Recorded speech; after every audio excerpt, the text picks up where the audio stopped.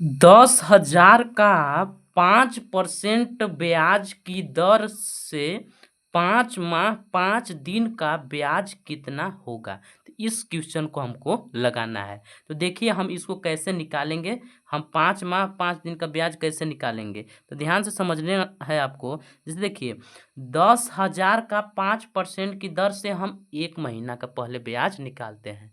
लिखेंगे एक माह का ब्याज, 1 माह का ब्याज बराबर 10,000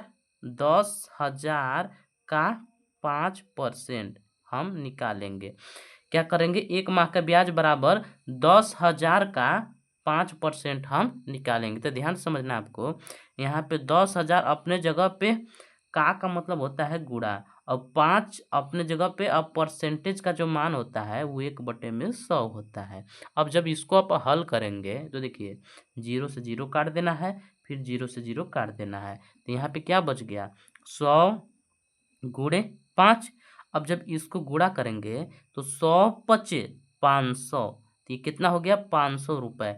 देखिए ये 1 माह का ब्याज कितना निकला हुआ है 500 रुपये। तो हमको कितने माह का ब्याज निकालना है, 5 माह का ब्याज निकालना है। तो हम लिख लेंगे, क्या लिखेंगे कि 5 माह का ब्याज बराबर कितना 500 अपने जगह पे गुणे इसमें हम देखिए 1 महीना का ब्याज 500 रुपया निकला है, तो 5 महीना का ब्याज निकालना है। तो जो 1 महीना का ब्याज आया है उसमें 5 से क्या कर देंगे, गुणा कर देंगे। जब इसमें 5 से गुणा करेंगे तो देखिए डबल जीरो है तो डबल जीरो उतार लीजिए, 5 में 5 से गुणा कीजिएगा तो 25।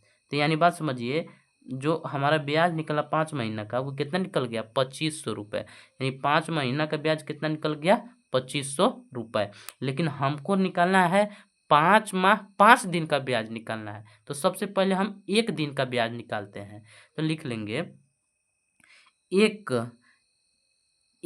दिन का ब्याज बराबर 1 दिन का ब्याज निकालने के लिए आप देख समझिए, महीना को आप 30 मानना चाहेंगे कि 31 मान लेते हैं। तो हम 30 ही मानेंगे क्योंकि हमको कैलकुलेशन करने में आसानी होगा। तो आप 31 भी मान के कर सकते हैं। देखिए 1 महीना का ब्याज निकला हुआ है 500, ठीक। अगर हम ये 1 महीना में मान लिए हम 30 दिन हो रहा है, तो ये 30 दिन का ब्याज निकला हुआ है एक तरह से समझिए। तो 30 दिन का जो ब्याज निकला है वो मेरा कितना निकला है 500 रुपये। तो हम यहाँ से 1 दिन का ब्याज निकालना चाहेंगे तो 30 से हम 500 में भाग कर देंगे। तो यहाँ पे हम लिख लेंगे 500 अब बटे में 30। इतना बात आया ना समझ में, हम यहाँ पे कैसे किए हैं। 500 में हम 30 से क्या करेंगे, भाग करेंगे। तो देखिए जब 0 से 0 काट देंगे तो 50 बटे में कितना हो जाएगा 3 हो जाएगा। अब हमको 50 में 3 से भाग लगाना है, तो चलिए बगल में हम भाग कर लेते हैं। 3 से 50 में भाग कर लेते हैं। 3 एकम 3, घटा देंगे 2, उतार देंगे 0, 3 छक्का 18, फिर घटा दिए 2, फिर दशमलव लगा के उतार देंगे 0, फिर 3 छक्का 18, यानी 16.6 रुपये आ जाएगा। तो यहाँ पे हम लिख लेंगे 16.6 रुपये, ठीक। आगे आता ही चल जाएगा। अब ध्यान से समझिए, ये 1 दिन का ब्याज हमारा कितना निकला हुआ है 16.66 रुपया। अब देखिए हमको 5 दिन का ब्याज निकालना है, तो 1 दिन का ब्याज हो गया 16.66 रुपया।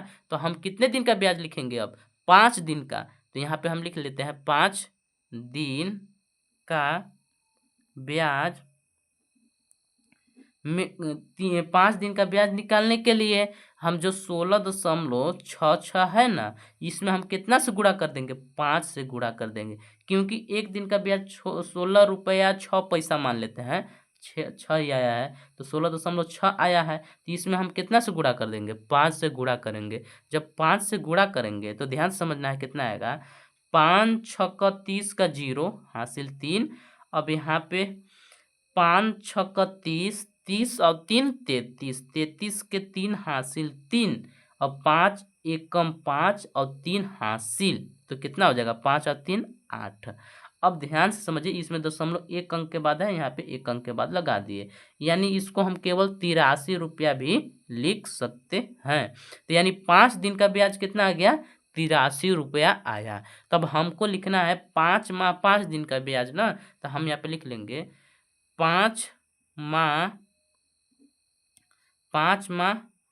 5 दिन का ब्याज बराबर, देखिए 5 महीना के ब्याज कितना आया है 2500 रुपये, तो यहाँ पे हम लिख देंगे 2500 प्लस 5 दिन का ब्याज कितना आया है 83 रुपया, तो यहाँ पे हम लिख लेंगे 83 रुपये।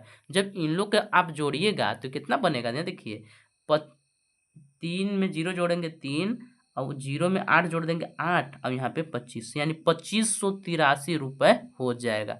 यानी 5 माह 5 दिन का ब्याज कितना हो जाएगा 2583 रुपया हो जाएगा। अगर वीडियो अच्छा लगा होगा तो वीडियो को लाइक कीजिएगा और वैसे ही वीडियो देखने के लिए हमारे चैनल को सब्सक्राइब कर लीजिएगा।